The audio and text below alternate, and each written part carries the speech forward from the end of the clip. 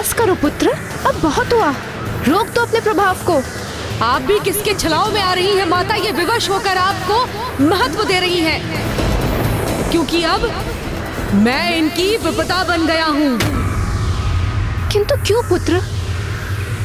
रोक दो इसे। किसी की विपदा बनना तुमको शोभा नहीं देता, क्योंकि ऐसा कर तुम स्वामी को ही नहीं समस्त सृष्टि को दंडित कर रहे हो, और मुझे, अपनी माता को भी दंडित कर रहे हो। बस करो पुत्र, अब बहुत हुआ। रोक दो अपने प्रभाव को। रुक जाओ पुत्र।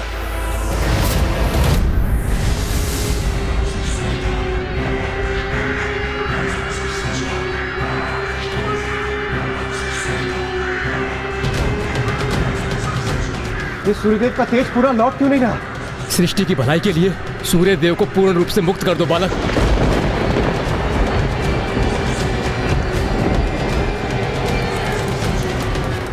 तुम्हारी माता मेरी ही प्रतिछाया है, इसलिए मैं भी तुम्हारी माता के समान ही हूँ। अपनी माता का अनुरोध सुनो पुत्र। रोक दो इस अनर्थ को।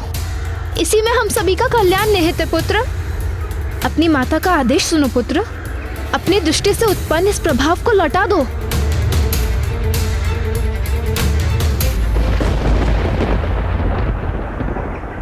जो मैं कर चुका हूँ उसे लौटाने में तो मैं भी असमर्थ हूँ माँ।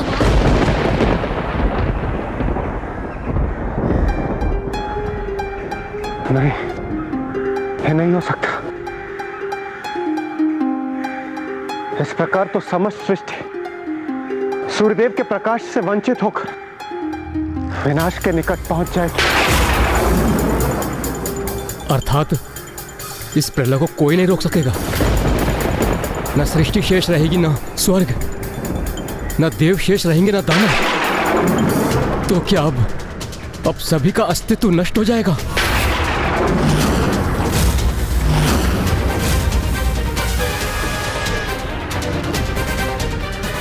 ये तुमने क्या किया पुत्र? अब ये जगत तुम्हारा किस नाम से परिचय प्राप्त करेगा?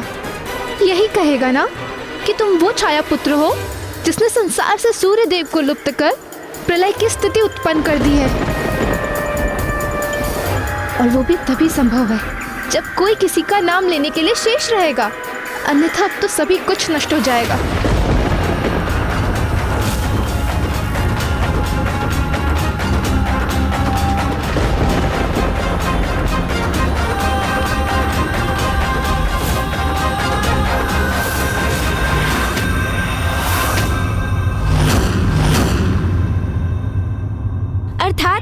संपूर्ण जगत, समस्त सृष्टि उस शीत से प्रभावित होकर जड़ हो गई थी लंकेश। हाँ, ऐसा ही हुआ था। फिर क्या हुआ? सब कुछ यथावत कैसे हुआ? इसमें कौन सहायक बना लंकेश? ऐसी विकट स्थिति में भला और कौन सहायक बन सकता था? लंकेश जी, जल।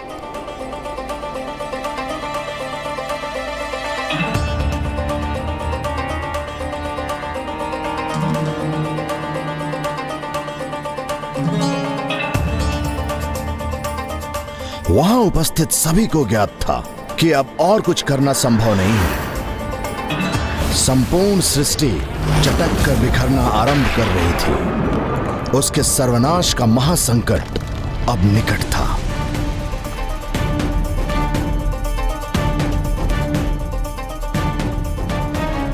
तब सभी ने मेरे प्रभु महादेव शिव शंकर शंभु का स्मरण किया और सभी ने मिलकर उनका स्तुति गान आरंभ किया।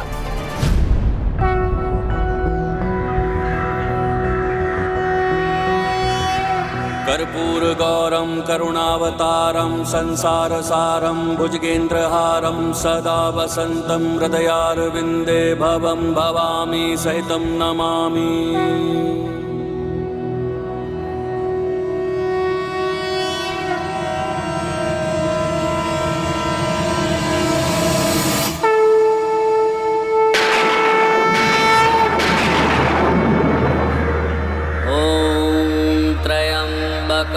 यजामहे सुगंधिं पुष्टिवर्धनम् उर्वारुकमिव बन्धनामृत्यैर्मुक्षीयमामृता ॐ त्र्यम्बकं यजामहे। बालक शनि, जिसे कुछ समझ में नहीं आ रहा था कि वो क्या करे, तभी वो अकस्मात ही वही दिव्य स्तुति उच्चारित करने लगे जो सूर्यदेव कर रहे थे।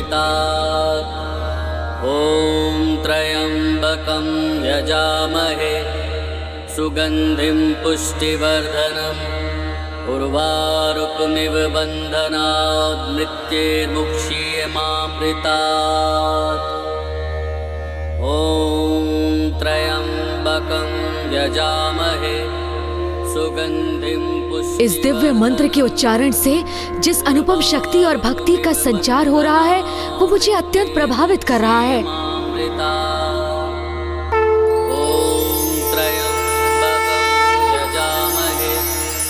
सुगन्धिं पुष्टिवर्धनम्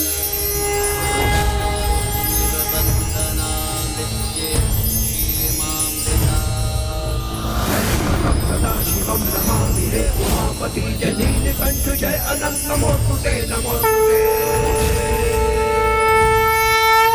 हो भोलेनाथ भक्त के हो कष्ट से निवारते, ये सृष्टि सारी संकटों से शिव ही है उबारते। ओम नमः शिवाय, ओम नमः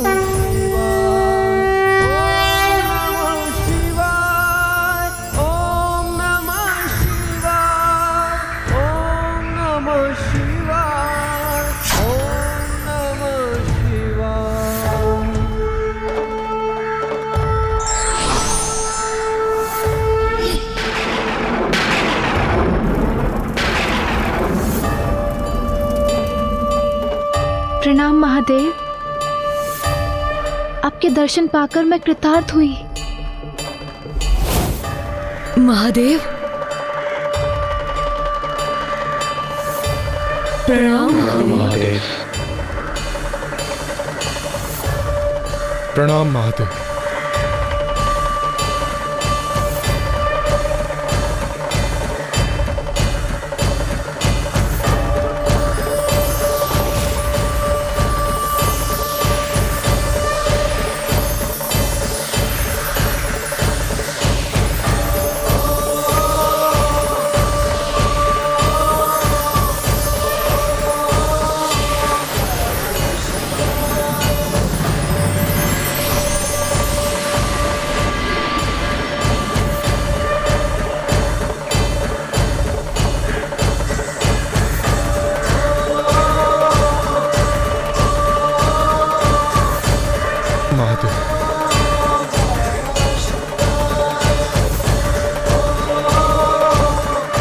महादेव ने तो इन्हें क्षण भर में ही मेरे अंधकार से मुक्त कर दिया और इन्होंने पूर्ववत अपना तेज भी प्राप्त कर लिया है, अर्थात अब संसार का संकट मिट गया है।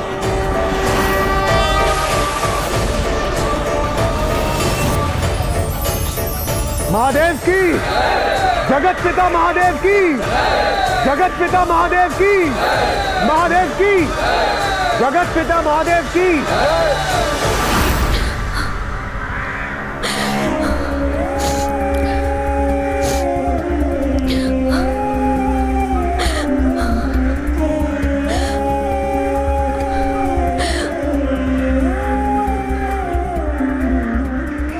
मुझे ज्ञात है तुम्हारे कारण जो महासंकट उत्पन्न हुआ उसका पश्चाताप है तुम्हें, किंतु पुत्र तुमने इतना क्रोध क्यों किया?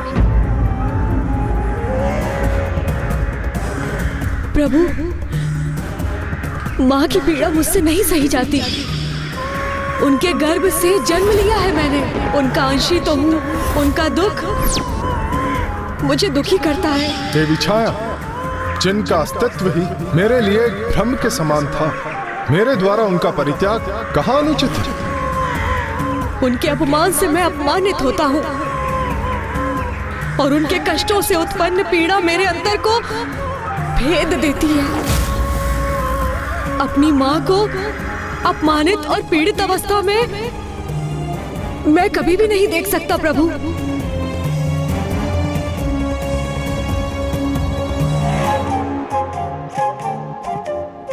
तुम्हारी ऐसी अद्भुत मातृ भक्ति का साक्षी बन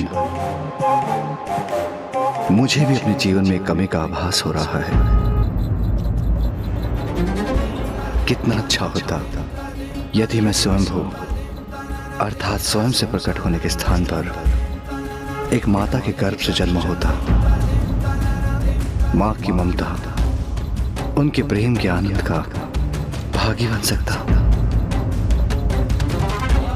किंतु आज तुम्हें देखकर मुझे मातृ भक्ति की शक्ति का आभास हो गया है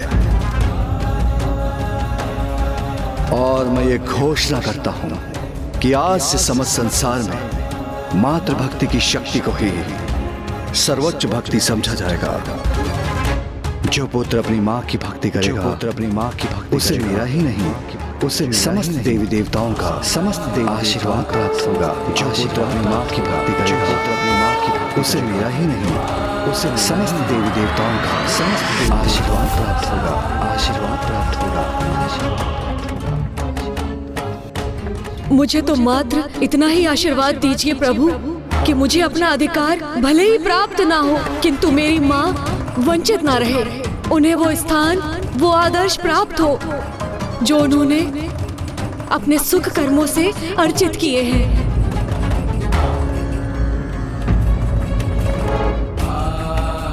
सूर्यदेव, ऐसे प्रतापी मातृभक्त पुत्र को और ऐसी महान माता को जिसने ऐसे सहयोग पुत्र को जन्म दिया हो, उनको उनके अधिकार देने से नकार रहे हैं अब अत्यंत महान व्यक्तित्व और अति उत्तम जीवन मूल्य है इन दोनों माता पुत्र के।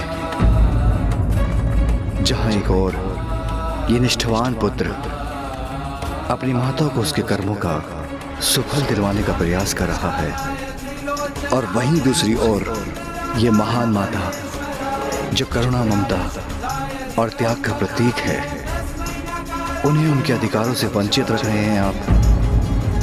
माँ तो स्वयं भगवान का ही स्वरूप होती है, उसे रुष्ट करने का अर्थ होता है भगवान को रुष्ट करना। मुझे क्षमा कर दीजिए महादेव, मुझसे बहुत बड़ी भूल हो गई, किंतु मैं अपनी इस भूल को सुधारने में तनिक भी विलंब नहीं करूंगा भगवान।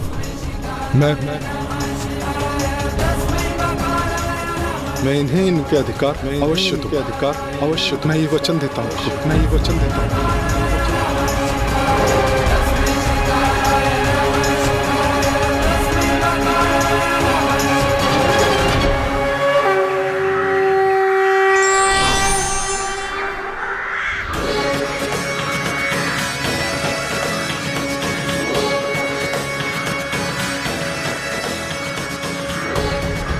मुझे क्षमा करना देवी,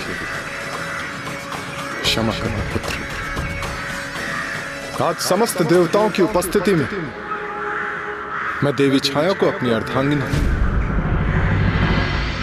और शनि को अपने पुत्र के रूप में सहर्ष स्वीकार करता हूं।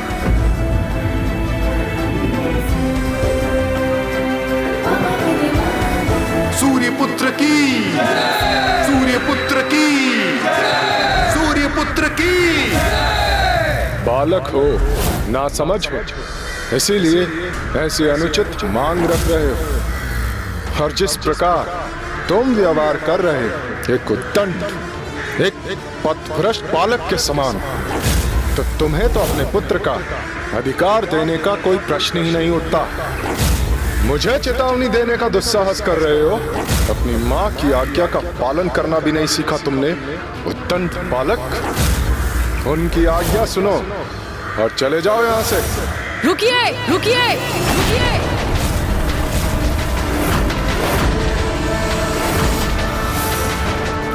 मुझे ये स्वीकार नहीं, मुझे ये स्वीकार नहीं।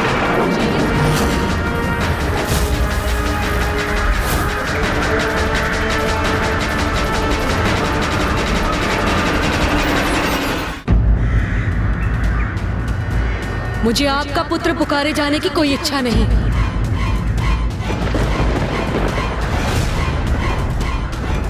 आज आप सभी के समक्ष इस भरी सभा में मेरी माँ को अपनी अर्धांगिनी के रूप में स्वीकार किया, इतना पर्याप्त है मेरे लिए।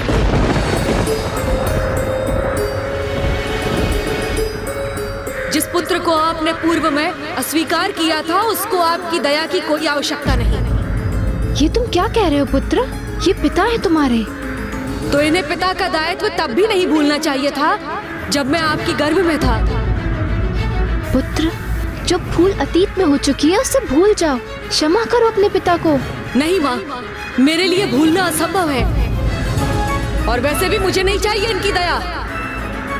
आप प्रसन्न हैं माँ, इतना पर्याप्त है मेरे लिए, किंतु मैं इन्हें कभी भी क्षमा नहीं कर सकता। इन्हें अपने पिता के रूप में कभी भी स्वीकार नहीं कर सकता। यदि ये तुम्हें अपने पिता के रूप में स्वीकार नहीं है तो तुम भी मुझे अपने पुत्र के रूप में स्वीकार नहीं हो।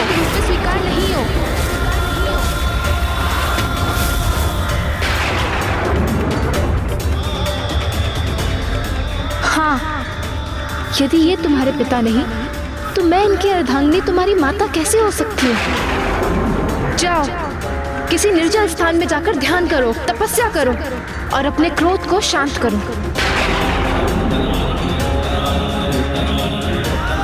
तब मेरे पास लौट कर आना और इन्हें अपने पिता के रूप में स्वीकार करना।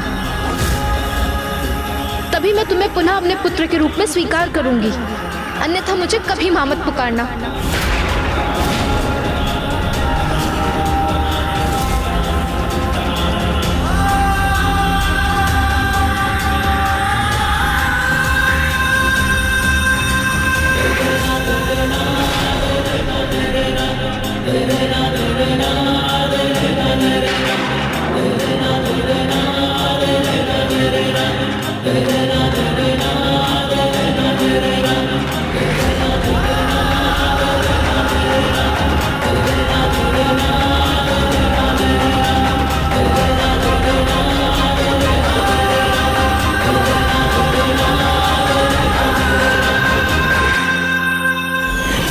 कितना दुखद था ना लंकेश, जिस पुत्र ने अपनी माता को उनका अधिकार दिलाने के लिए इतना कठिन श्रम किया, उसी ने अपने क्रोध के कारण स्वयं को उनका पुत्र पुकारे जाने का अधिकार खो दिया।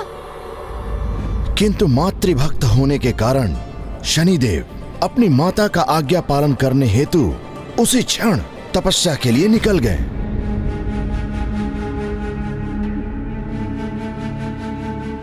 जाओ, किसी निर्जल स्थान में जाकर ध्यान करो, तपस्या करो और अपने क्रोध को शांत करो। तब मेरे पास लौट कर आना और इन्हें अपने पिता के रूप में स्वीकार करना।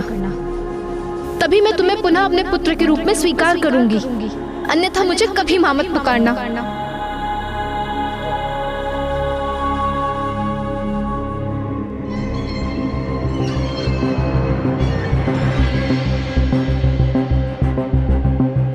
ओम नमः शिवाय, ओम नमः शिवाय।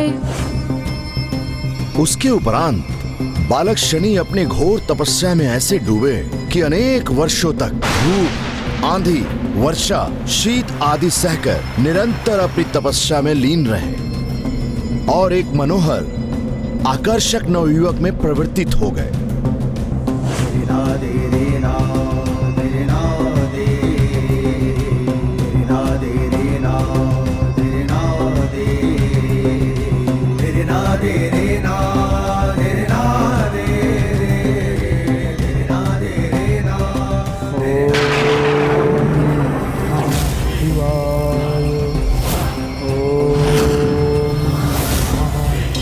फिर कुछ समय उपरांत एक दिवस जब वो सदा के समान अपनी भक्ति में लीन थे, तो वो एक स्त्री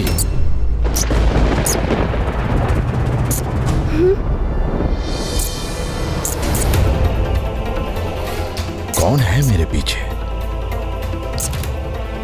कहीं से तो ध्वनि आई थी।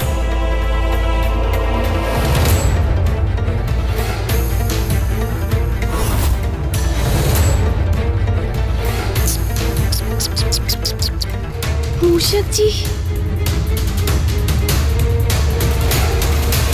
अरे लंकेश जी, आप इतने समय से मुझे कथा सुना रहे हैं। लीजिए, जल ग्रहण कीजिए।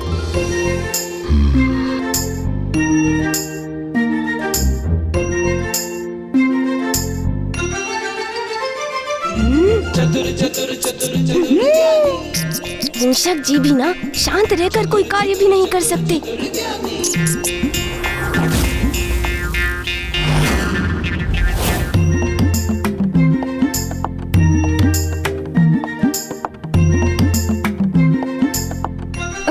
कहीं भेद ना खुल जाए। चतुर गणेशा।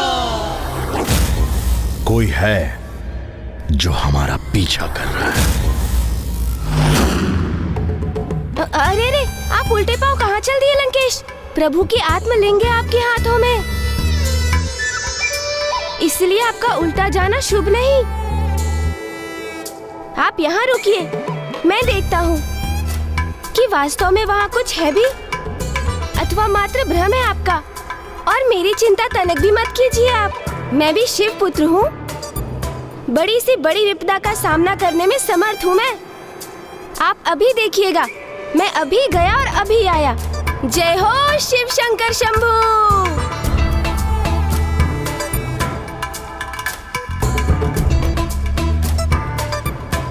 मूषक जी। प्रभु। मूषक जी, धीरे स्वर में कहिए। यदि लंकेश तक हमारा स्वर पहुंच गया तो मेरी वो योजना व्यर्थ हो जाएगी जिसके लिए मैंने आपको यहाँ बुलाया है। योजना? कैसी योजना प्रभु?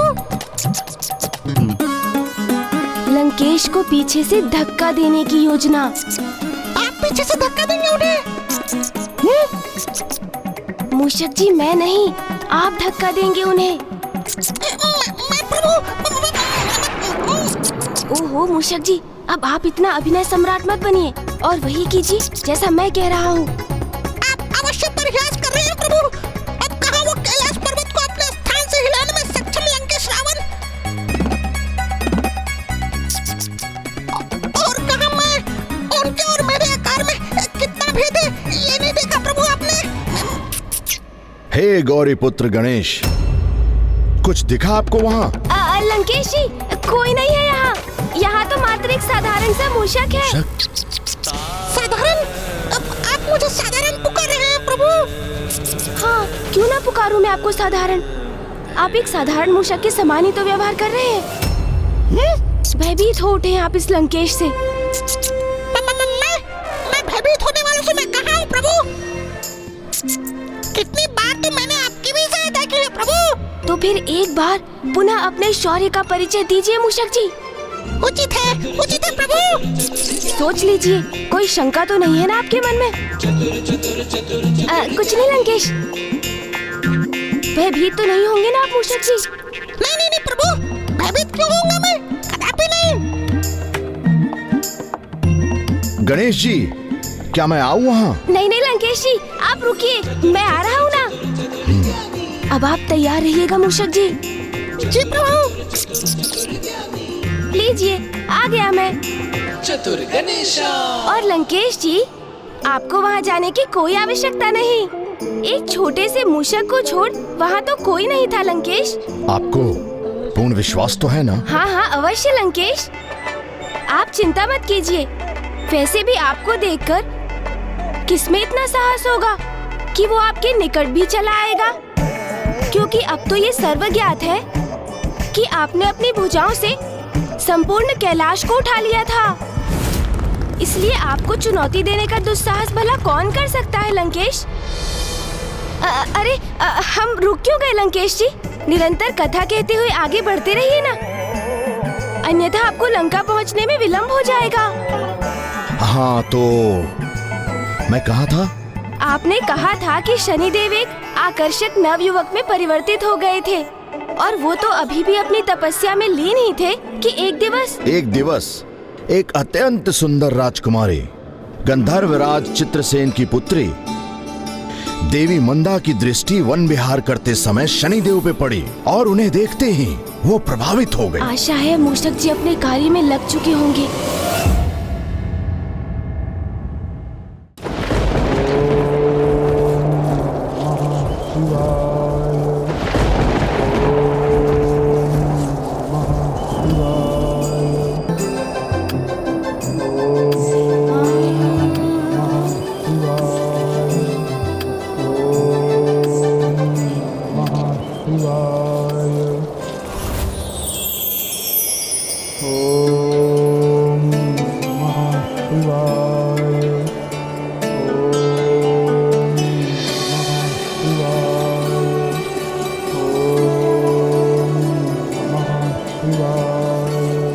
मन तो करता है इन युवा तपस्वी को निहारती ही रहूं, जिन्होंने युवावस्था के समस्त मनोविनोद के आकर्षण को त्याग कर तपस्या का कठिन मार्ग चुना है। राजकुमारी मंदा को तो युवा तपस्वी शनि को देखते ही उनसे प्रेम हो गया और उन्होंने निर्णय लिया, मैं यहीं रहकर इन तपस्वी की सेवा करूंगी और मुझे विश्वास है कि जब इनका तप पूर्ण हो जाएगा तब ये मुझे अपनी अर्धांगिनी के रूप में अवश्य स्वीकार करेंगे।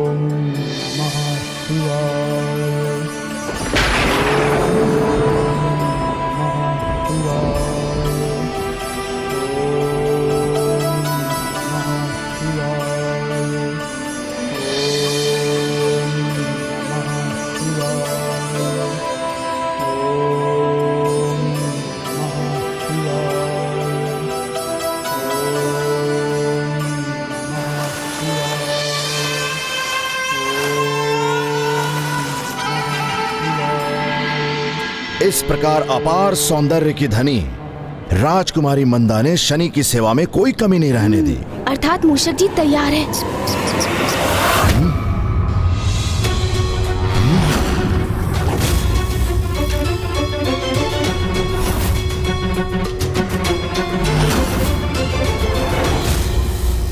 मैंने कहा था ना लंकेश, वहाँ कुछ भी नहीं है। आप तो बस मुझे कथा सुनाते रहिए।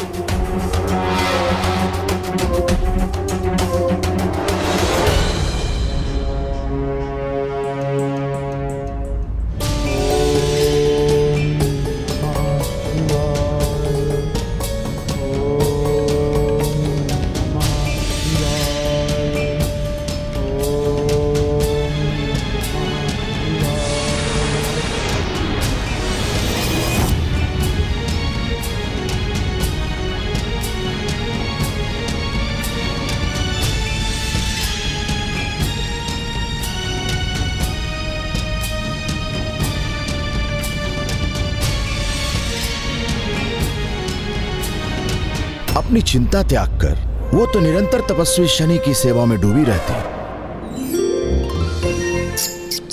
विकट दुविधाओं का समाधान तो आपका ये मूषक ही प्रदान करता है प्रभु।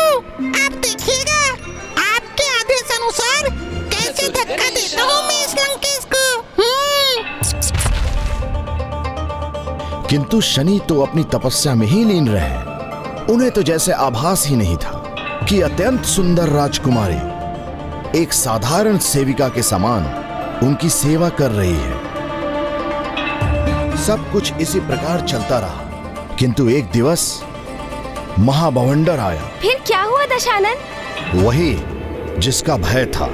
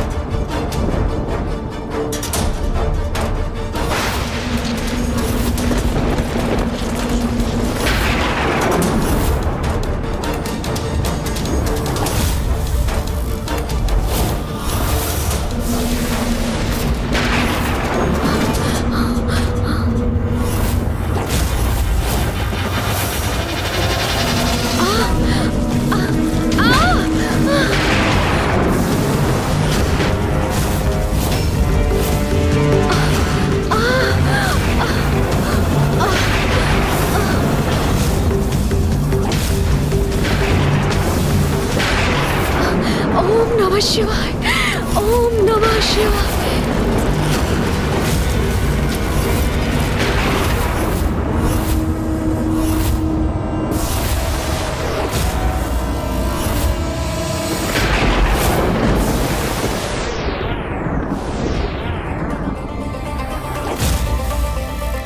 एक मूषक का इतना दुस्साहस! दशानन की उस बट्टी की कठोर दृष्टि संकट का सूचक है मेरे लिए। मूषक जी को दशानन से कैसे सुरक्षित करूं मैं? इस विशालकाय दशानन से इस प्रकार उलझना उचित नहीं। मुझे अपनी दिशा परिवर्तित करनी होगी।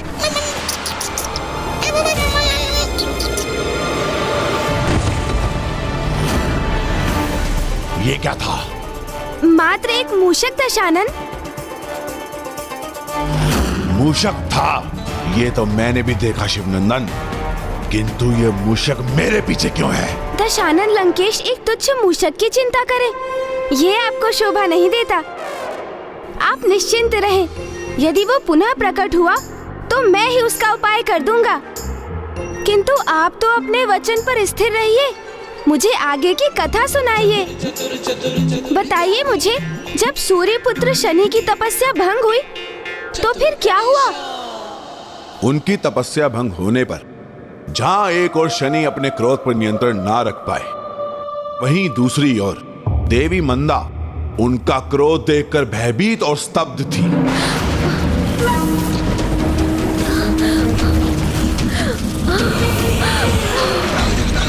ओम नमः शिवाय। ओम नमः शिवाय। क्षमा है महान शिव भक्त, मुझे क्षमा करें। आपकी तप में व्यवधान डालने का आशय नहीं था मेरा, मुझे क्षमा करें।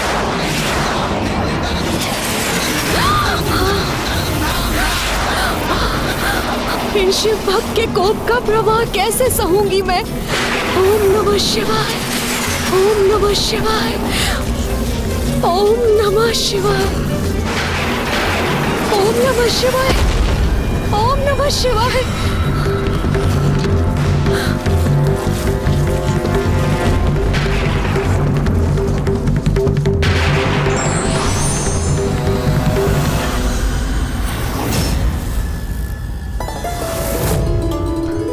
अद्भुत, मुझे आहत नहीं किया इन तेजस्वी शिव भक्त ने, अपितु अपने प्रभाव से इस झाड़ीदार पौधे को मुझसे दूर किया जो मुझे कष्ट पहुंचा रहा था।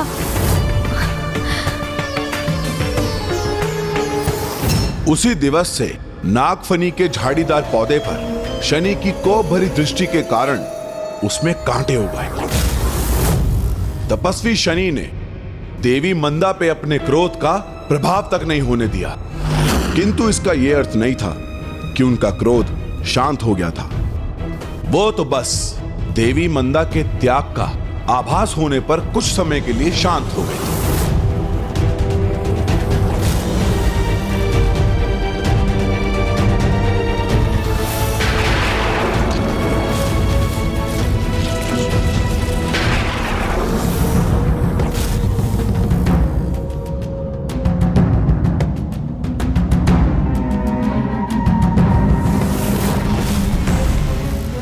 इस पौधे को अपनी पृष्ठ पर लेकर इन देवी ने इसे मुझ तक पहुंचने से रोका, जिससे ये मुझे कोई हानि न पहुंचा सके। मुझे ज्ञात है देवी, यदि आप मध्य में ना आती तो ये पौधा मुझे कष्ट पहुंचाता। कौन है आप? हे तपस्वी, मैं मंदा हूँ, गंधर्व राज चित्रसेन की पुत्री। जिस दिवस से मैंने आपको यहाँ तपस्या करते हुए देखा है, मैं आपकी सेवा करने के लिए प्रेरित हो गई हूँ। किंतु एक राजकुमारी ने इतना कष्ट क्यों किया? क्यों राजभवन के सुख और ऐश्वर्यों का त्याग करके एक साधारण सी सेविका की भांति एक अपरिचित तपस्वी की सेवा करती रही?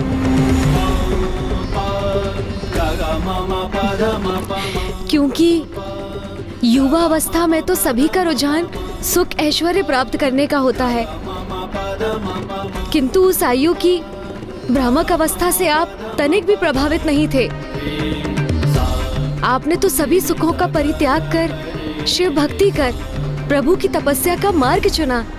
मैं आपके इस त्याग से इतनी प्रभावित और आकर्षित हुई कि मेरे हृदय ने आपके समक्ष समर्पण कर दिया। मेरे अंतर में आपके लिए प्रेम की भावना जागृत हो गई।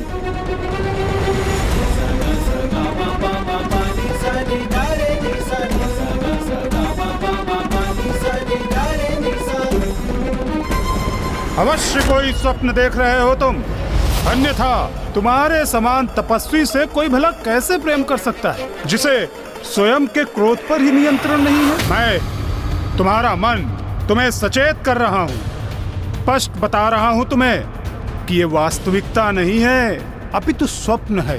प्रेम स्वप्न नहीं सत्य है, जिसे मन नहीं अपितु हृदय समझता है। और आज प्रेम स्वयं तुम्हारे समक्ष उपस्थित है।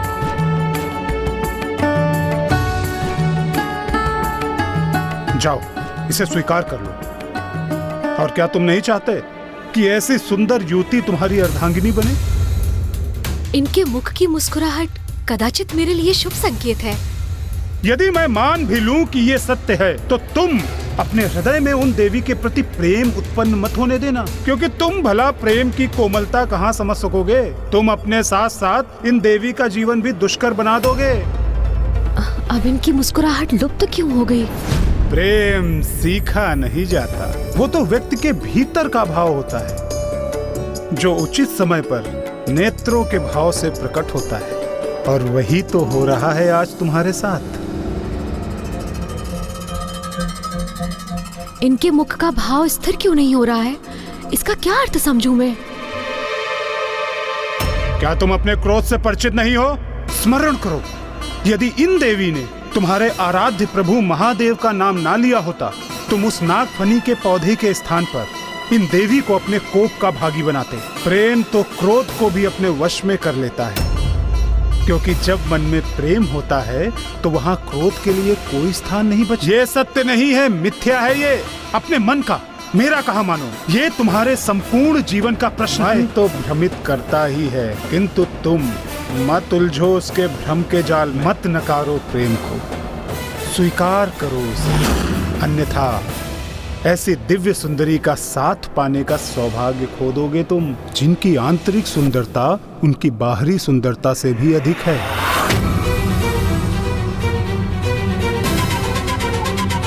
नहीं, तुम उस पर ध्यान मत दो, मेरी बात सुनो। दो जीवनों का भविष्य निर्भर है तुम पर, अपने हृदय के भावों द्वारा संचालित। नहीं, मेरी बात सुनो, अपने प्रेम को स्वीकार, क्योंकि ये तो मात्र और मात्र प्रेम का ही प्रश्न है। नहीं, तुम उस पर ध्यान मत दो, मेरी बात सुनो। दो जीवनों का भविष्य हृदय के भावों द्वारा संचालित। नहीं, मेरी बात सुनो, अपने प्रेम। नहीं, तुम उस पर ध्यान मत दो, मेरी बात। जीवनों का भविष्य निर्भर है। नहीं, तुम उस पर ध्यान मत दो, मेरी बात। नहीं, तुम उस पर ध्यान मत दो, मेरी बात। दो जीवनों का भविष्य निर्भर हृदय के। नहीं, तुम उस पर ध्यान मत दो, मेरी बात। हे देवी, मैं आपके सौंदर्य और आपके करुणामयी स्वभाव से अत्यंत प्रभावित हूँ, किंतु मुझे अभी तक ये स्पष्ट नहीं है कि आप मेरी सेवा करके मुझसे चाहती क्या है, क्योंकि मैं तो आपको कुछ भी देने में असमर्थ हूँ। इस छाया पुत्र शनि के पास भला है ही क्या?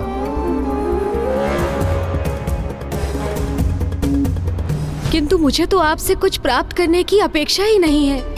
मैं तो बस आपका सानिध्य प्राप्त करना चाहती हूँ, सदैव आपकी सेवा करना चाहती हूँ।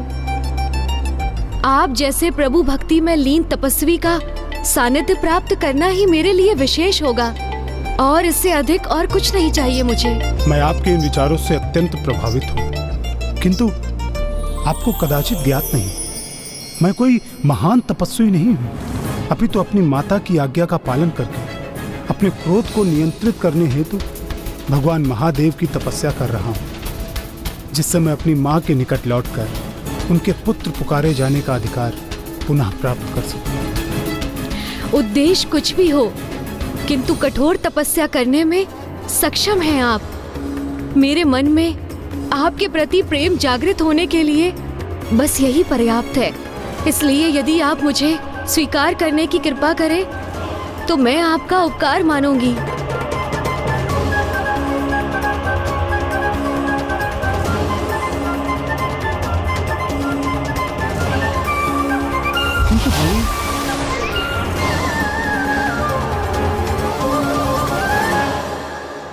देवी, मैं आपको अपनी अर्धांगिनी के रूप में स्वीकार करूंगा, किंतु उससे पूर्व एक अवस्था का पूर्ण होना अनिवार्य है। ऐसी कौन सी अनिवार्य अवस्था का उल्लेख किया शनिदेव ने?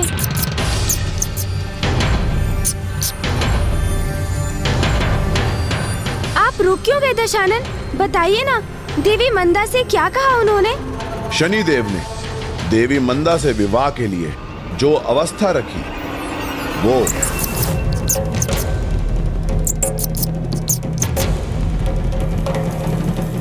वो दुष्ट मूषक अभी भी हमारा पीछा कर रहा है। प्रतीत होता है वो हमारे हाथों ही अपनी मृत्यु चाहता है। दशानन जी, ये क्या कह रहे हैं आप? आपके हाथों में महादेव के आत्मलिंग है, इसलिए हिंसा के ऐसे अशुभ वचन मत कहिए। जाने दीजिए उसे। होगा कोई अज्ञानी मूषक जिसे इतना भी ज्ञान नहीं कि कंकड़ पत्थर के मध्य से निकलने पर बहुत ध्वनि होती है, और मूषक को तो बिना ध्वनि किए ही सभी से छिपकर अपने कार्य करने चाहिए, अन्यथा उन्हीं पर संकट छा जाता है। उचित है प्रभु, अब मैं समझ गया कि आप क्या कहना चाह रहे हैं। आप इतनी सावधानी से आगे बढ़ूंगा कि दशानन तो क्या, आपको भी ज्ञात नहीं होगा कि कहाँ हूँ मैं।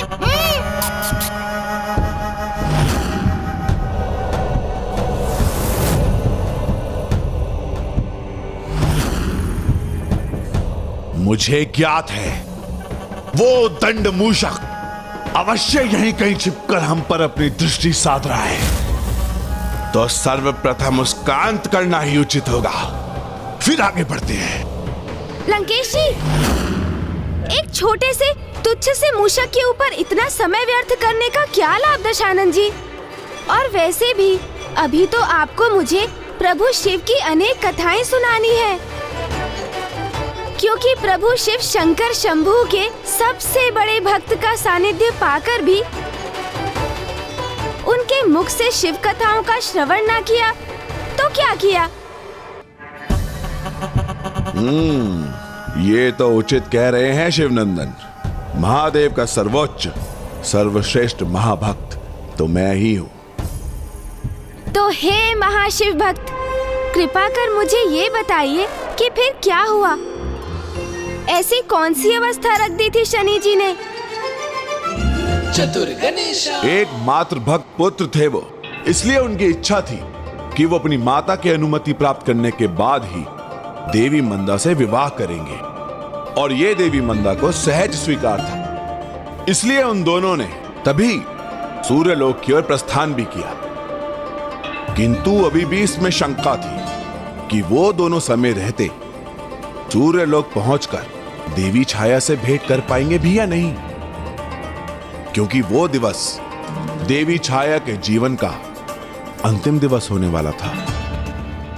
देवी छाया का अंतिम दिवस? किंतु क्यों?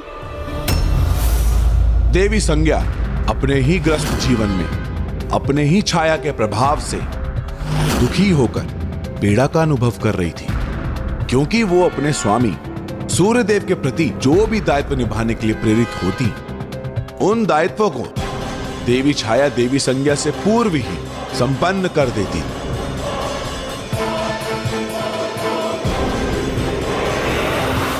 देवी छाया,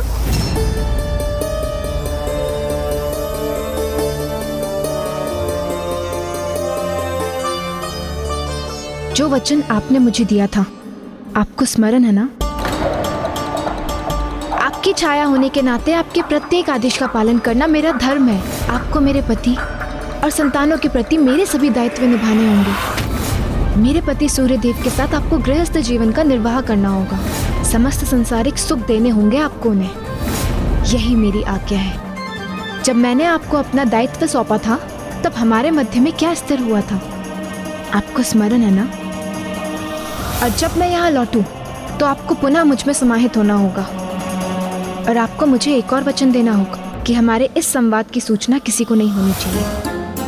मैं आपको वचन देती हूँ, मुझे स्मरण है देवी संज्ञा।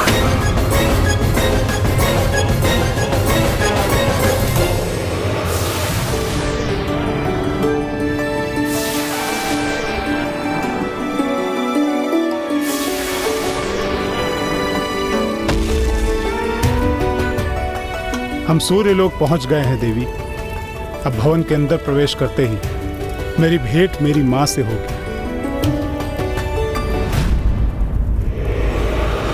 तो आज वो दिवस आ गया है। मैं आपको आदेश देती हूँ कि आप मेरी प्रतिछाया होने का धर्म निभाएं और मुझ में पुनः समाहित हो जाएं।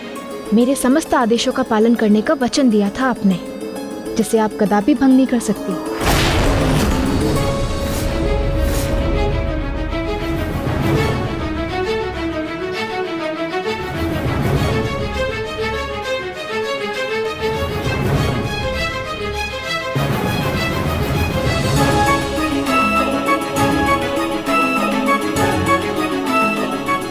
मैंने आपको अपनी अर्धांगिनी के रूप में स्वीकार किया है देवी छाया, किंतु यह भी सत्य है कि आप इन्हीं की देवी संज्ञा का ही एक भाग हैं। इसीलिए अब यही उचित होगा कि आप देवी संज्ञा में पुनः समाहित होकर अपने वचन का पालन करें।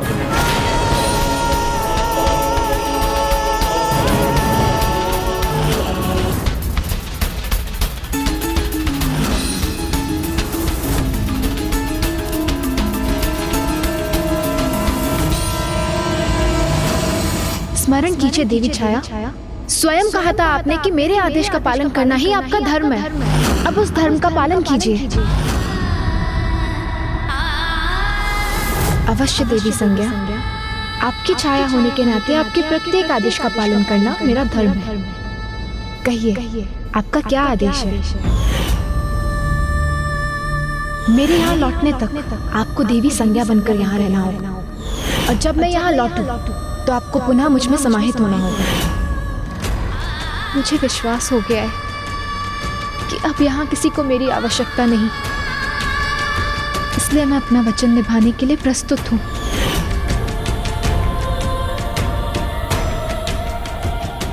माँ, मैं छाया पुत्र शनि अपनी माता का अधिकार और उनका श्रेय उन्हें दिलाने आया हूँ। जाओ, किसी निर्जल स्थान में जाकर ध्यान करो, तपस्या करो और अपने क्रोध को शांत करो। तब मेरे पास लौट कर आना और इन्हें अपने पिता के रूप में स्वीकार करना।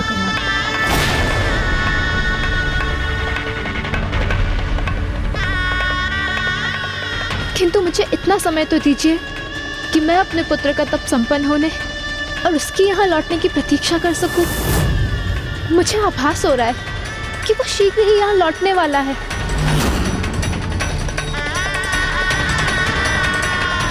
मैं आपको वचन देती हूँ कि एक बार अपने पुत्र शनि से भेंट कर लूं, उसे अपने अंग से लगाकर अपना आशीर्वाद दे दूं, फिर उस दिवस के अंत होने से पूर्व ही मैं आप में समाहित हो जाऊंगी। किंतु आपका पुत्र शनि आपको कहीं जाने नहीं देगा। यदि उसके आने के उपरांत आप उसके समक्ष मुझ में समाहित होंगी तो वो आवेशित हो उठेगा। पूर्व में आपके अपमान के भान से विचलित होकर उसने क्या किया था, इसका तो आपको ज्ञान है ना। और वो पुनः मुझे अपनी माता और स्वामी को अपना पिता मानने से अस्वीकार कर देगा।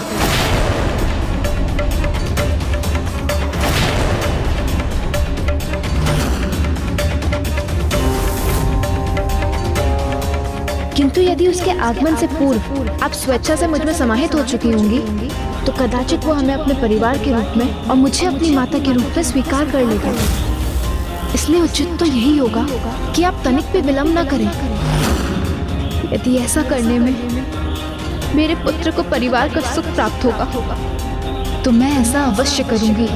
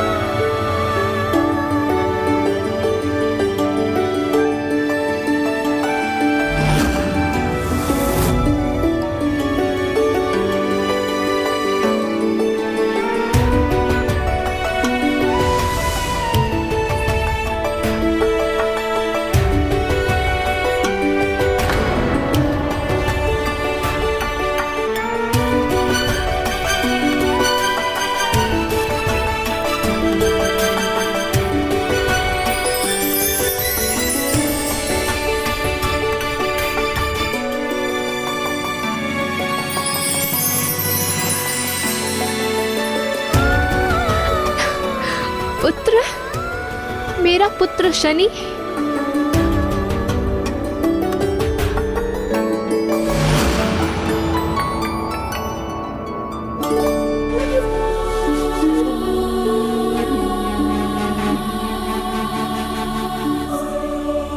प्रणाम पिताजी। प्रणाम माता संज्ञा।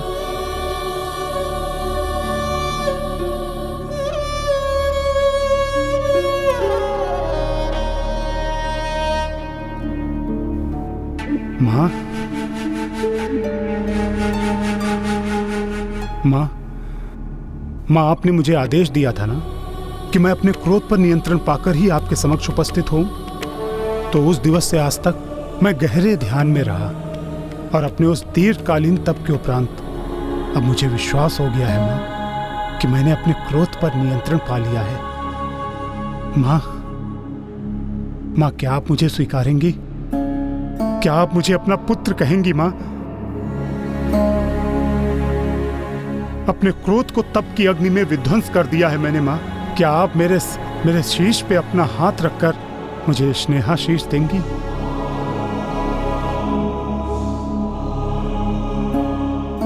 चाहिए देवी छाया, आपका पुत्र आपको पुकार रहा है, आशीर्वाद दीजिए उसे।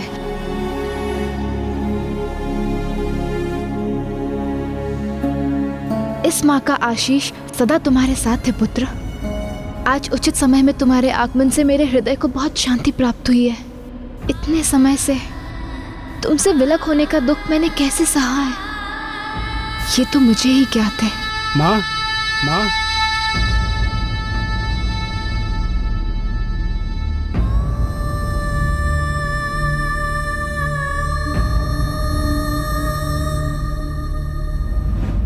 अंततः मातृभक्त पुत्र शनि जी को उनकी माता की ममता का सुख पाने का अवसर प्राप्त हो ही गया।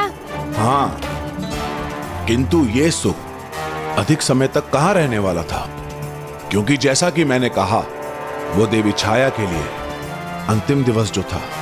अंतिम दिवस?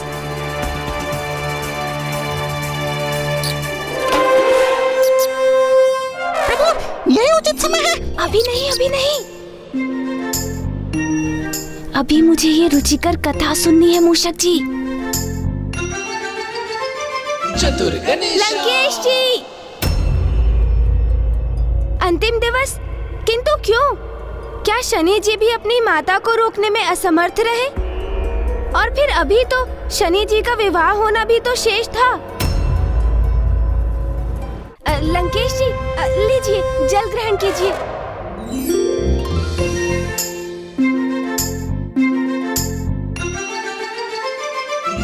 चतुर गणेशा।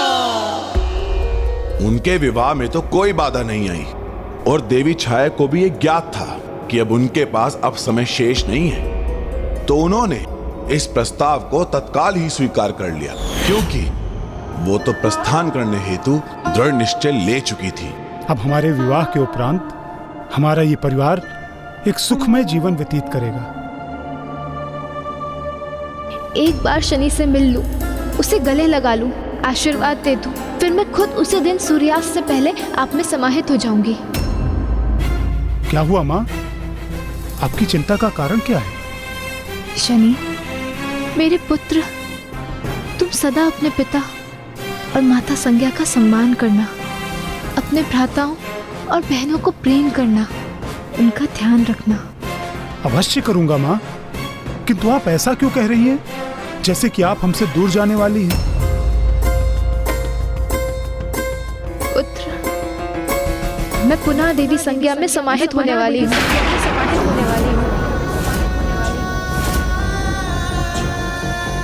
नहीं माँ, कदापि नहीं। नहीं पुत्र, मुझे जाना ही होगा। नहीं माँ, नहीं, नहीं, मैं आपको स्वयं से दूर नहीं जाने दूंगा माँ। मैं आपको कहीं जाने नहीं दूंगा माँ, कहीं जाने नहीं दूंगा। मैं देवी संज्ञा की छाया ही तो थी, इसलिए मुझे पुनः उनकी छाया का रूप धारण करना होगा।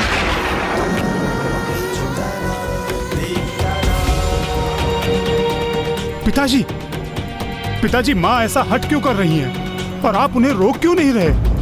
क्या कारण है पिताश्री? आपने माँ से कुछ कहा है क्या?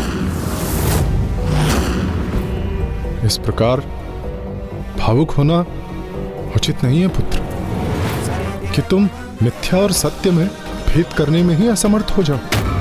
सत्य तो यही है कि तुम्हारी माता छाया और मेरी अर्धांगिनी देवी छाया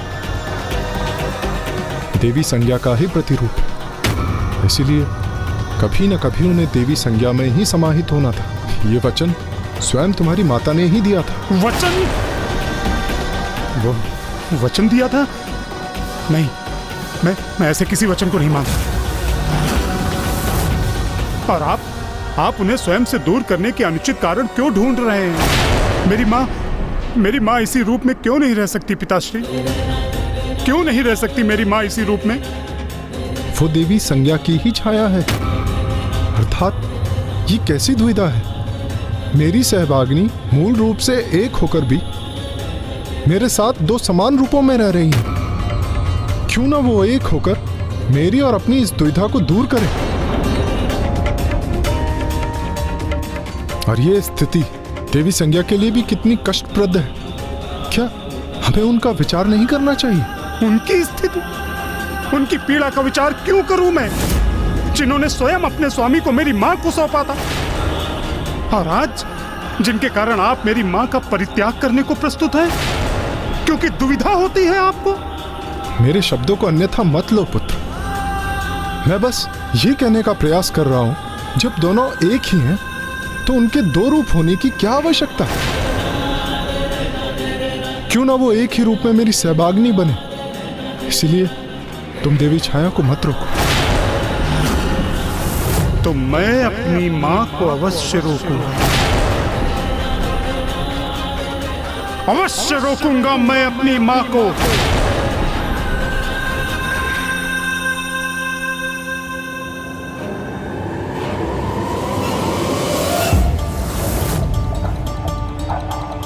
मैं अपनी मां को अवश्य रोकूंगा, और यदि आपको यह स्वीकार नहीं तो आपको मुझे अपना पुत्र कहने का कोई अधिकार नहीं।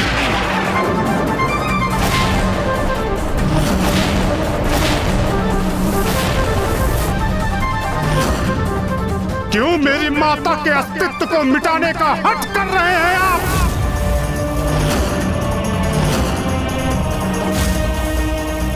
कोई नहीं मिटाना तुम्हारे माँ के अस्तित्व को।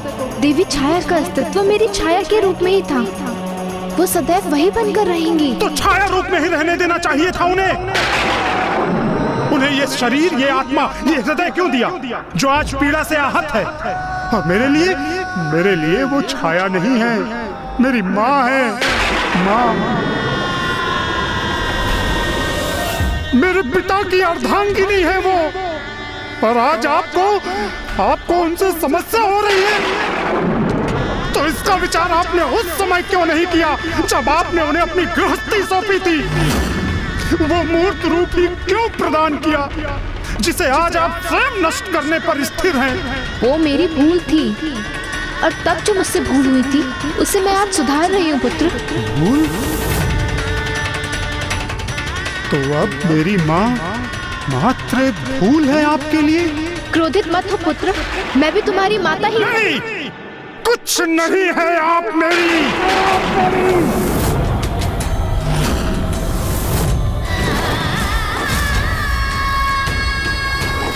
पुत्र, तुमने तो मुझसे कहा था कि तुमने अपने क्रोध पर नियंत्रण पा लिया है। क्या असत्य कहा था तुमने पुत्र? नहीं माँ, कदापि नहीं। किंतु माँ, आपके साथ जो कुछ भी हो रहा है वो उचित नहीं है।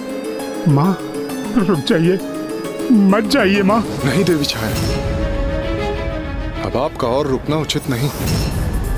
आज इस जटिल समस्या का अंत होना ही चाहिए। किंतु आप देखना यह है कि आप किसके शब्दों का मान रखती हैं। अपने स्वामी का आदेश मानती है या अपने पुत्र का?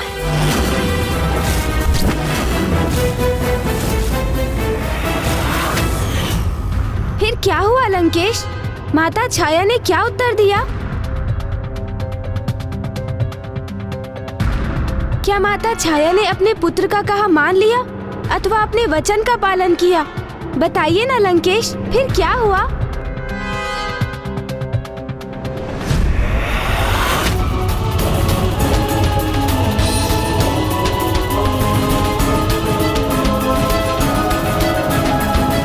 किंतु देवी संज्ञा और सूर्यदेव ने जब देवी छाया को उनके द्वारा पूर्व में दिए गए वचन का स्मरण दिलाकर देवी छाया को विवश किया तो परिस्थिति कुछ विकटपूर्ण हो गई। अपने वचन का स्मरण अवश्य करिएगा देवी कि जिस दिवस आपकी अपने पुत्र से भेंट होगी उस दिवस के अंत के पूर्व आप स्वयं देवी संज्ञा में समाहित होंगे।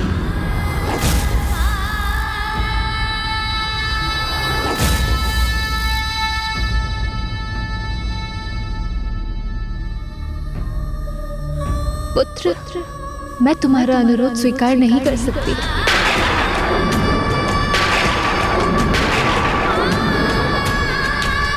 क्योंकि मेरे लिए मेरे स्वामी का आदेश सर्वोपरि है। मैं उनकी आज्ञा की अवहेलना नहीं कर सकती। स्वयं तुम्हारा अस्तित्व भी तो इन्हीं से है, तो इनके आदेश को नकार कर मुझे रोकने का क्या अधिकार है? नहीं माँ, आप ऐसा नहीं करेंगी माँ। पुत्र, अपना ध्यान रखना। माँ, मैं आपको तुम्हें सौगंध है पुत्र।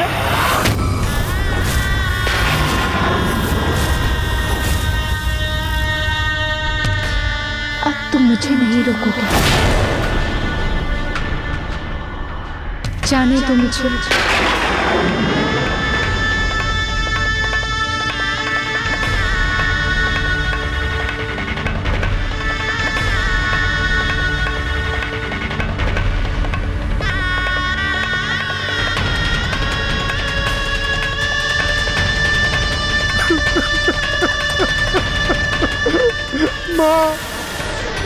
माँ रुक जाइए।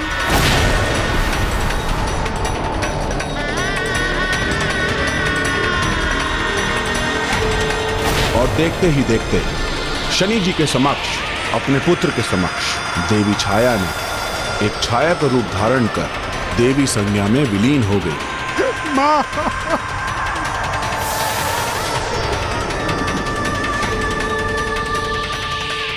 माँ,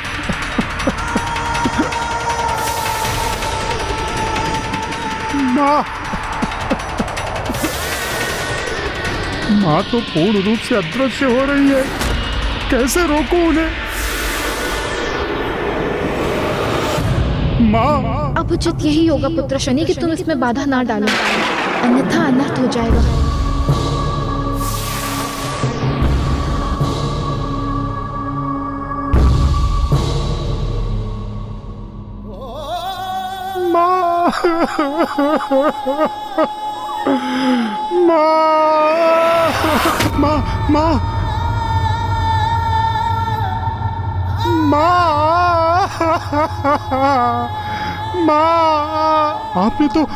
आपने तो कहा था कि एक बार मैं अपने क्रोध पर नियंत्रण पालूं तो आप मुझे पुनः स्वीकार कर लेंगी माँ, मेरे साथ रहेंगी। किंतु ये कैसा साथ है माँ?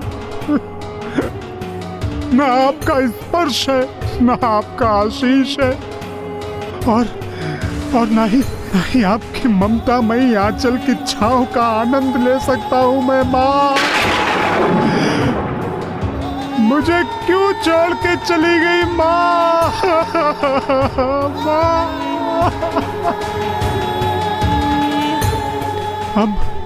अब आपके स्नेह से रिक्त मेरे निरर्थक जीवन का क्या लाभ है माँ? क्या लाभ है?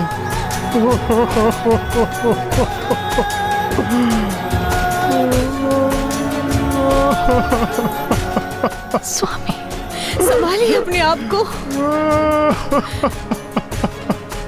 संभालिए अपने आप को स्वामी। स्वामी, माँ,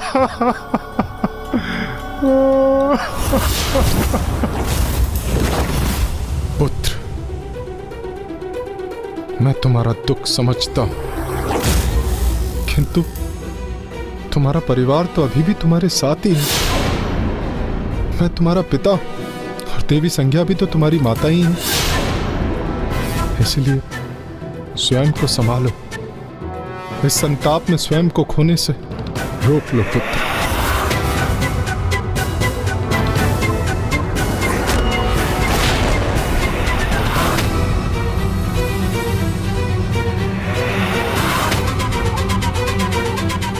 आपको मुझे नहीं, उन्हें रोकना चाहिए था।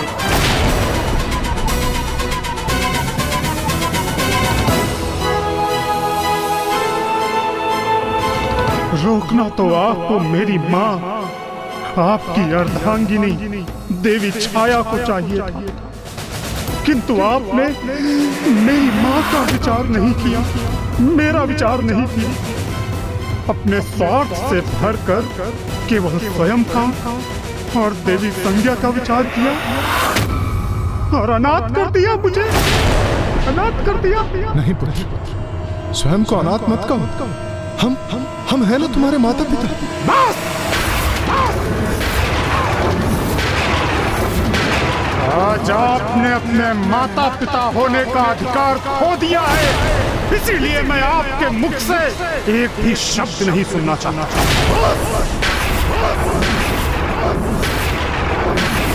बहुत सुन चुका हूं मैं तुम्हारा प्रलाप, बहुत हुआ तुम्हारा क्रोध प्रदर्शन, बहुत सह चुका हूं तुम्हारा ये व्यर्थ का अहंकार। और वैसे भी तुम्हारे इस अहंकार का क्या आधार है? जब भी यहाँ आते हो एक नवीन विस्फोटक स्थिति उत्पन्न कर देते हो।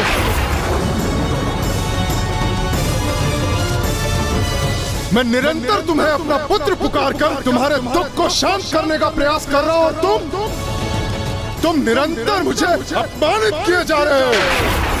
जैसे तुमसे महान तो कोई है ही नहीं, तुमसे महान तो कोई है ही नहीं। तो बताओ मुझे ऐसा क्या गुण है तुम्हारा जिसके कारण तुम स्वयं को इतना असाधारण मानते हो?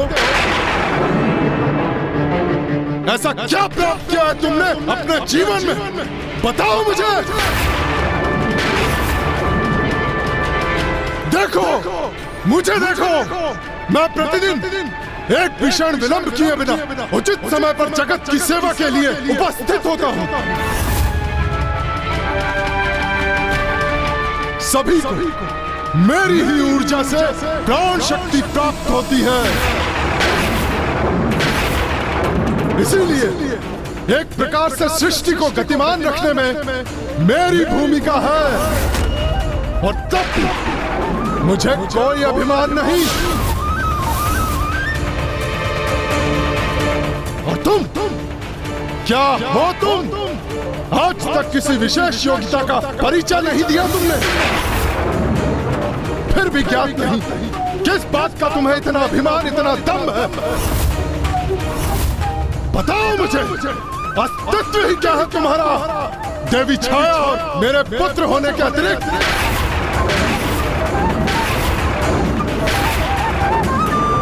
अस्तित्व क्या है मेरा आपके समक्ष? ये प्रश्न किया है ना आपने मुझसे। सुनिए, उचित समय आने पर मैं आपको इसका उत्तर दूंगा। मैं आपको अपना अस्तित्व सिद्ध करके दिखाऊंगा। आपसे भी ऊंचा स्थान होगा मेरा, आपसे भी ऊंचा स्थान होगा मेरा, आपसे भी ऊंचा स्थान होगा मेरा। और आप इस छाया पुत्र शनि को आपकी छाया में रहना स्वीकार नहीं, ऐसा कदापि नहीं होगा, क्योंकि ये छाया पुत्र शनि इस जगत में अपना परिचय स्वयं स्थापित करेगा।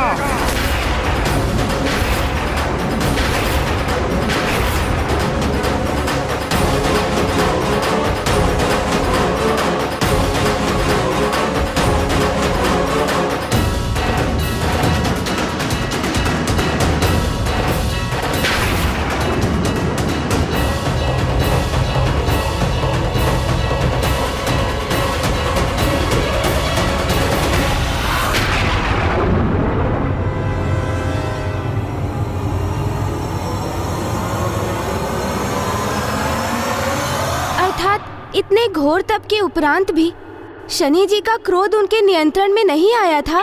क्रोध तो उनके स्वभाव का भाग था गणेश जी, जो उन्होंने अपने माता के गर्भ में प्राप्त किया था।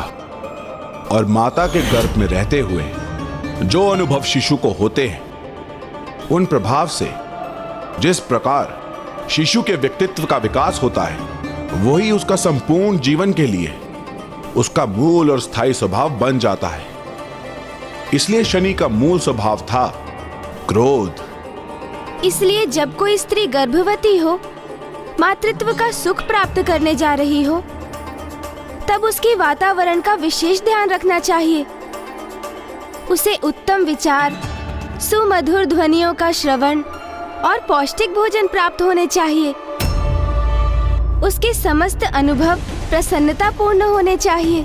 और उससे भी अधिक महत्वपूर्ण है कि गर्भवती स्त्री को कभी भी उपवास नहीं रखना चाहिए, क्योंकि भूख क्रोध का सबसे बड़ा कारण है।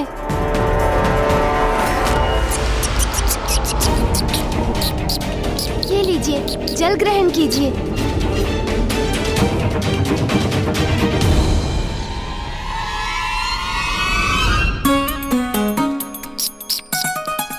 अब प्रभु अनुमति दे दो, अब मैं आगे बढ़ूं और धकेल दूं इस लंकेश को। यही उचित अवसर है मूषक जी। प्रभु।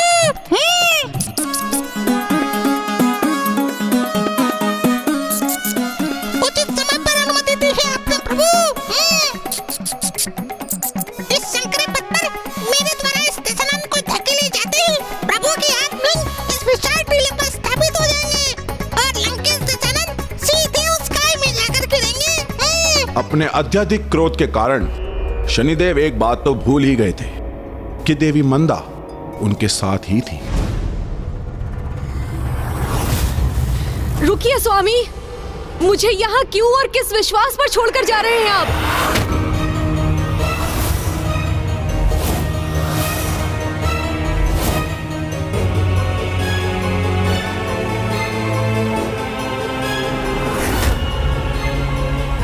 क्या मेरा भी वही परिणाम होगा जो आपकी माता का हुआ था?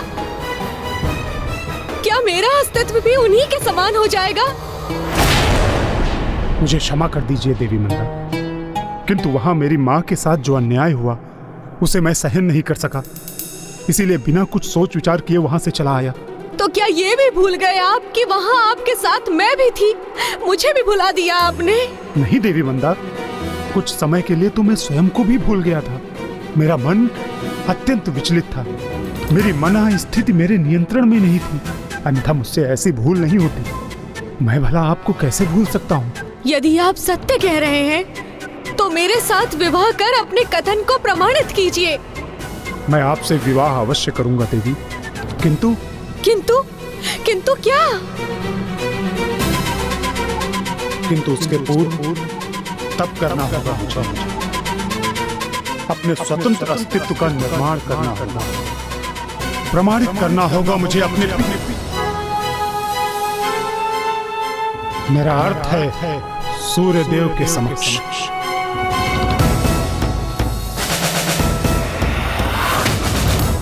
स्वयं महादेव ने मेरी माँ को मेरे तेजस्वी होने का वरदान दिया था। तो मैं तुम्हें वरदान देता हूँ, तुम्हें एक तेजस्वी पुत्र प्राप्त होगा जो जगत में शनि के नाम से विख्यात होगा।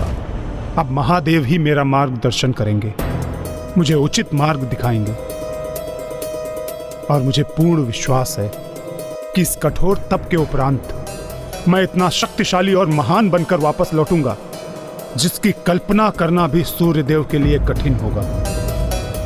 इसलिए देवी, मुझे तपस्या पर जाना अत्यंत आवश्यक है। फिर मेरा क्या होगा? एक और नवीन कारण ढूंढ लिया मुझसे विवाह ना करने का। किंतु मैंने आपको अपना सर्वस्व मानकर आपकी सेवा की, आपकी पूजा की।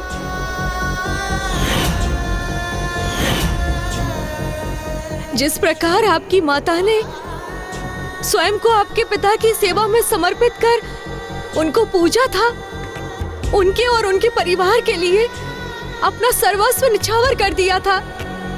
और जब सूर्य देव ने अपनी अर्धांगिनी आपकी माता देवी छाया को स्वीकार नहीं किया था, तो उनके पुत्र ने, अर्थात आपने उनके अधिकारों के लिए संघर्ष किया था। मैं छाया पुत्र शनि अपनी माता का अधिकार और उनका श्रेय उन्हें दिलाने आया हूँ यहाँ। मैं आपसे अपनी माँ का अधिकार मांग रहा हूँ, जो आपको देना ही होगा। किंतु मुझे मेरे अधिकार कौन दिलाएगा? कौन संघर्ष करेगा मेरे लिए? क्या जिस प्रकार देवी छाया के समक्ष देवी संज्ञा में समाहित होने के अतिरिक्त अन्य कोई विकल्प नहीं था? कहीं आपके द्वारा ठुकराए जाने पर मेरे समक्ष भी अग्नि में समाहित होकर अपना अस्तित्व मिटाकर एकमात्र विकल्प न शेष रह जाए। नहीं देवी मंदा, ऐसा कदापि नहीं होगा, ऐसा कुछ भी नहीं होगा। मैं भला आपको अपनी अर्धांगिनी क्यों स्वीकार नहीं करूंगा, अब जबकि विशेष रूप से मेरी माँ की अनुमति भी प्राप्त हो गई है हमें। तो फिर शुभ कार्य में विलंब क्यों? मेरे साथ मेरे पिताश्री के पास चलिए, उनसे मांग लीजिए मेरा हाथ, कर लीजिए मुझसे विवाह। तो फिर शनि जी ने देवी मंदा से क्या कहा? तपस्या अथवा विवाह, दोनों में से किसका चुनाव किया उन्होंने?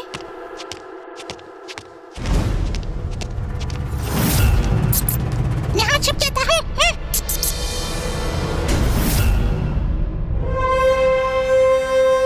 लंकेश जी, इस प्रकार बार बार पीछे क्यों देख रहे हैं आप? ओह, प्रतीत होता है पुनः इस तुच्छ मूषक से भयभीत हो रहे हैं। किंतु ये क्यों नहीं समझते आप कि यदि वो आपका पीछा कर भी रहा है तो भी वो आपको कोई क्षति पहुंचाने में कहाँ सक्षम है?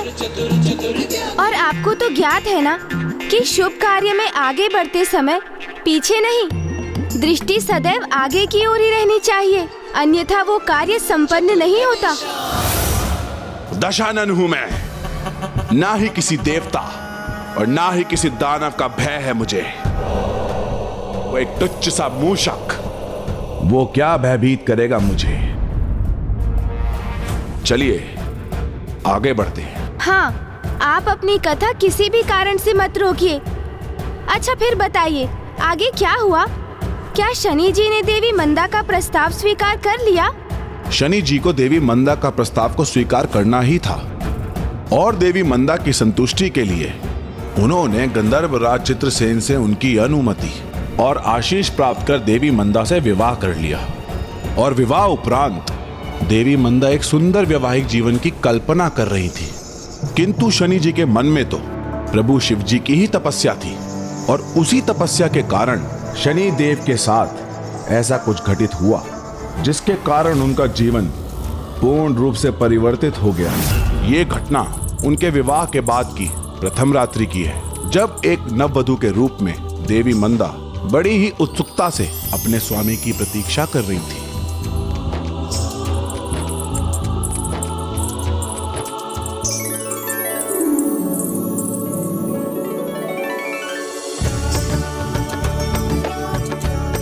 अब स्वामी किसी भी समय यहाँ आते ही होंगे। मेरे आभूषण, मेरा संपूर्ण श्रृंगार सब उचित तो है ना? मेरी तो यही इच्छा है कि मेरे स्वामी मुझे जब भी देखे तो बस मंत्र मुग्ध हो जाएं। मैं तो कब से मंत्र मुग्ध हूँ प्रिय।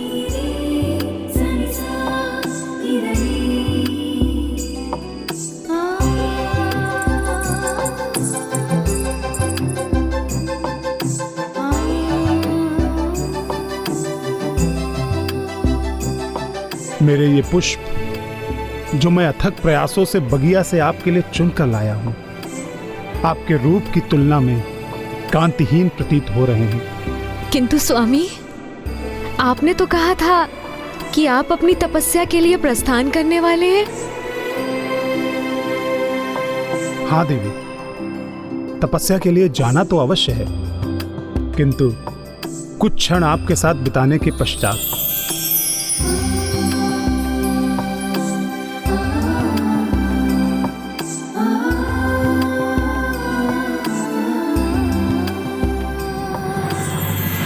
आज का दिवस हमारे जीवन का एक विशेष दिवस है। आज के इस विशेष दिन पर मैं आपके साथ समय बिताए बिना कहाँ जा सकता था।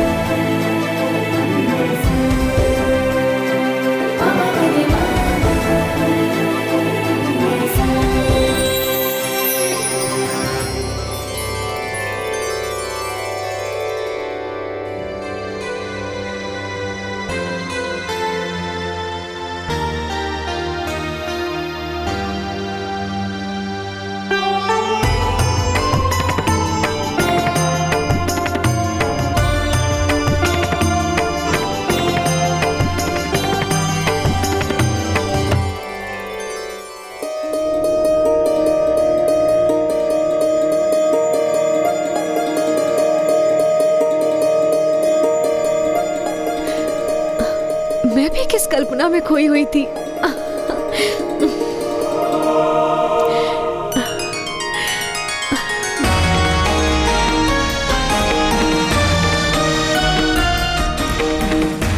ओम नमः शिवाय। ओम नमः शिवाय।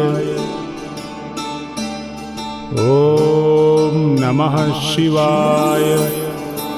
ओम नमः शिवाय।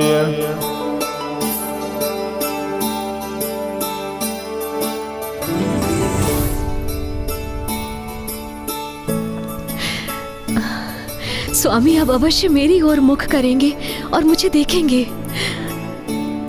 ओम नमः शिवाय।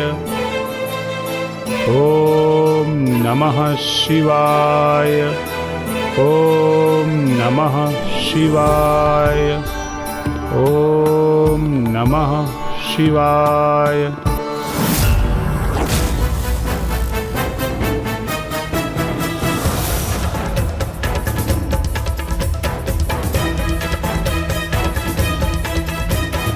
स्वामी की दृष्टि तो एक क्षण के लिए भी मेरी ओर नहीं हुई।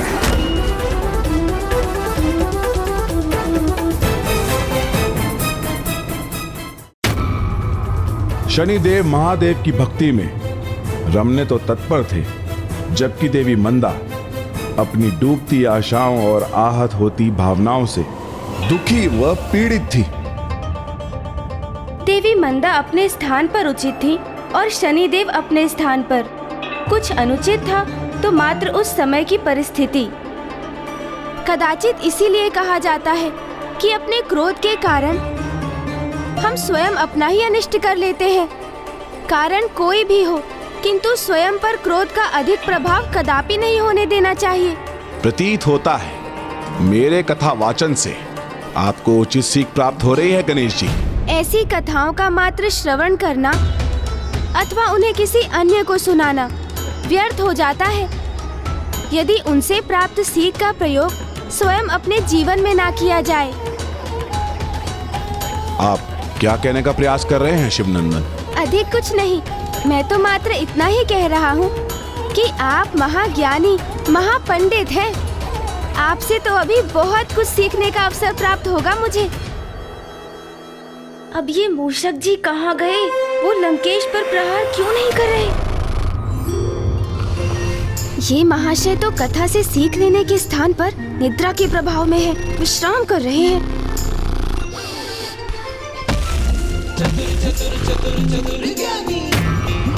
क्या हुआ गणेश जी? नहीं नहीं, कुछ नहीं दशानन। ये लीजिए, जल ग्रहण कीजिए।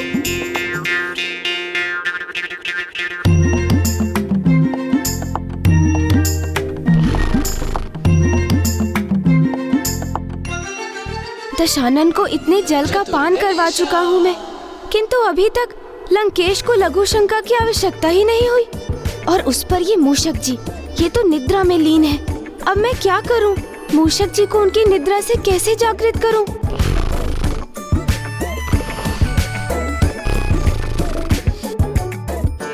लंकेश जी, आगे बढ़ने के पूर्व हमें प्रभु का नाम लेना चाहिए।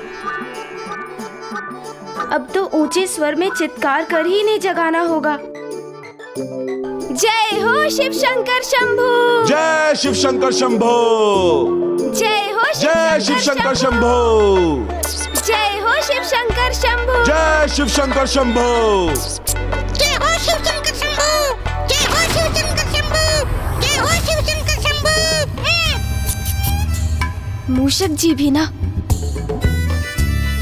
ये तीसरा स्वर किसका था? तीसरा स्वर? हाँ, तीसरा स्वर। हम दोनों ने प्रभु का जयगान किया। उसके बाद जिस स्वर में प्रभु का जयगान हुआ वही तीसरा स्वर। ओह, प्रभु का ही जयगान सुना ना आपने? तो फिर चिंता किस बात की? महादेव के भक्त तो सर्वत्र विचरण करते हैं। कोई यहाँ भी निकट कहीं होगा जिसने हमारे मुख से उनका जयगान सुन स्वयं भी भक्ति भाव से जयगान कर दिया होगा। एक तो महादेव की अनुपम कथा, और वो भी एक परम ज्ञानी, महापराक्रमी, परम वेद ज्ञाता एवं महादेव के परम भक्त लंकेश दशानन के मुख से। कितने भाग्यशाली होंगे ये पर्वत, ये पत्थर, जिन्हें आज मेरी भांति कथा सुनने का ये सौभाग्य प्राप्त हुआ है।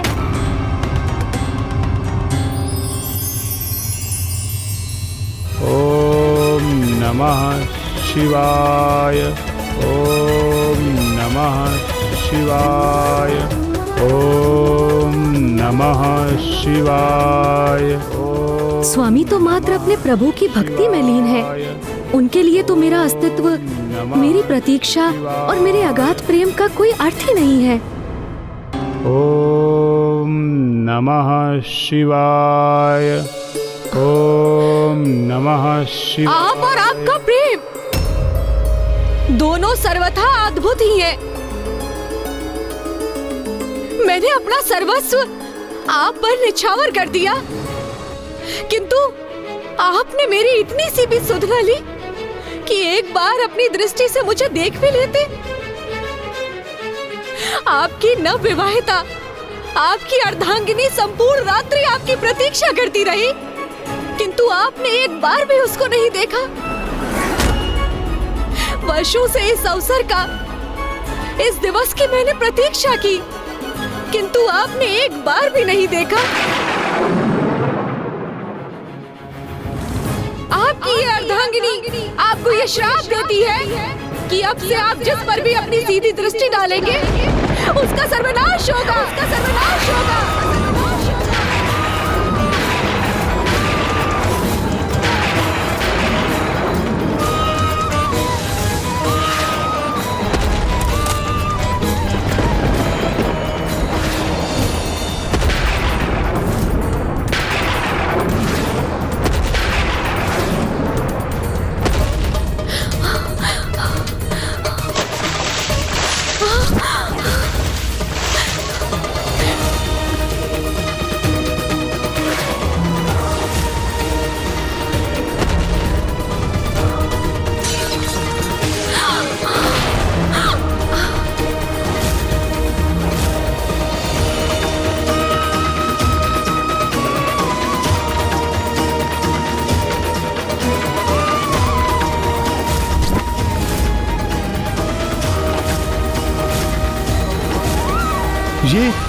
ये आपने क्या कर दिया देवी?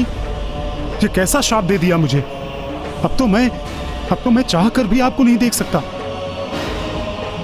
मैंने तो आपसे पूर्व में ही कहा था कि विवाह के उपरांत मैं तपस्या के लिए जाऊंगा। इतने वर्षों आपने मेरी प्रतीक्षा की थी, कुछ वर्ष और कर लेती। मेरे साथ रहते रहते आपने इतना क्रोध कहां से आ गया देवी? तपस्या संपन्न होने के पश्चात तो मैं आपके पास ही आने वाला था।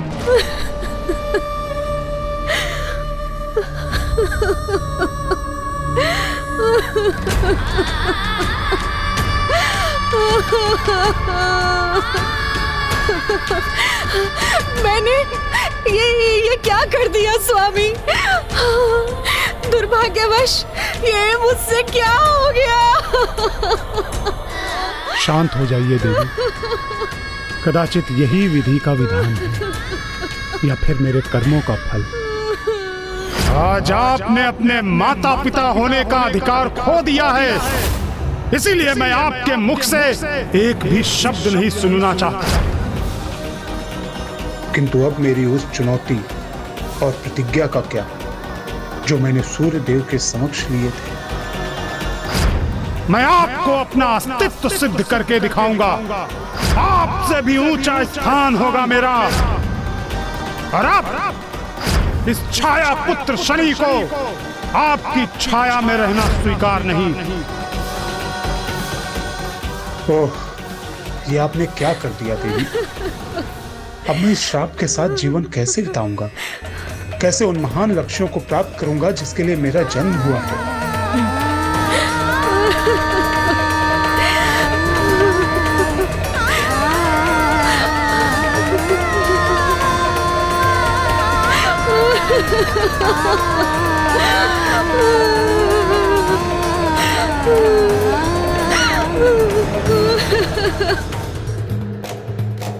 ना पिता का प्रेम मिला, ना माता का संग। परिस्थितियां कुछ ऐसी बिगड़ी कि पत्नी को पाकर भी मिला तो मात्र एक श्राप। अभी तो और भी कई झंझावात आने शेष थे, शनि के जीवन में भी एवं शनि के कारण और भी कईयों के जीवन में भी।